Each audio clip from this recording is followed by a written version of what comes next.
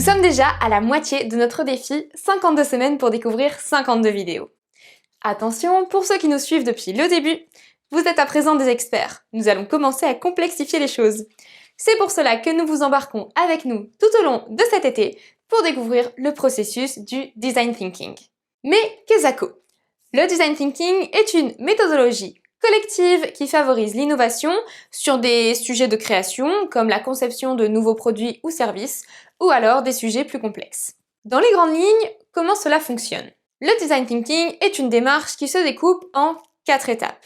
Chaque étape est composée d'un phénomène de divergence et de convergence. Si une étape n'amène pas de résultat pertinent, alors on repart vers l'étape précédente en renouvelant le phénomène de divergence. Les outils rationnels et émotionnels sont essentiels pour aider à dérouler toute la démarche du Design Thinking.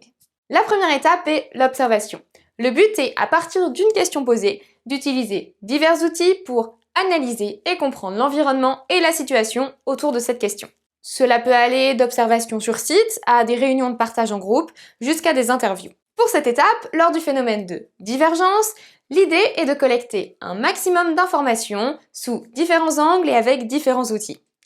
Ensuite, pour la convergence, nous allons synthétiser les quelques conclusions et reformuler la question posée en un challenge à résoudre. La deuxième étape est celle de l'idéation.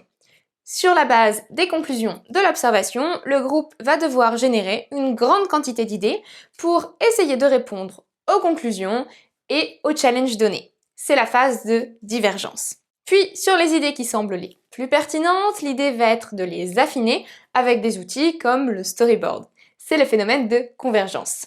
La troisième étape est le prototypage. À partir des idées retenues, la réflexion va se porter sur les hypothèses que le groupe souhaite valider pour assurer l'intérêt du prototype et permettre la création de quelques prototypes concrets qui vont valider ou invalider les hypothèses. Lors du temps de divergence, le groupe va tester plusieurs prototypes et pendant le temps de convergence, le groupe va affiner, voire sélectionner les quelques prototypes qui ont donné des réponses positives.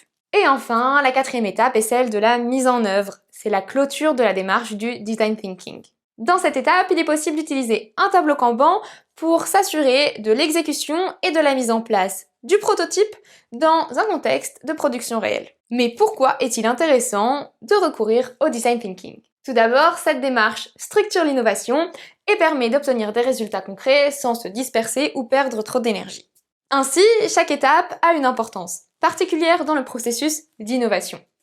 L'observation aide à faire le pas de côté nécessaire. L'idéation va permettre de générer un grand nombre d'idées originales. Le prototypage va permettre de valider les options retenues à moindre coût. Et la mise en œuvre aide à se lancer. Le Design Thinking se met en place lors du démarrage d'un projet, de la conception d'un nouveau produit ou d'un nouveau service, ou alors pour de la gestion du changement. Son processus peut s'étaler sur plusieurs heures selon les outils choisis. Pendant les 2 mois à venir, nous allons détailler ensemble les quelques outils phares du Design Thinking, en commençant dès la semaine prochaine avec la carte d'empathie. Merci à tous d'avoir regardé cette vidéo et pensez à vous abonner pour suivre les 26 outils restants. Si vous utilisez un outil, partagez-le avec la Louvoir Family sur notre page LinkedIn, lien dans la bio.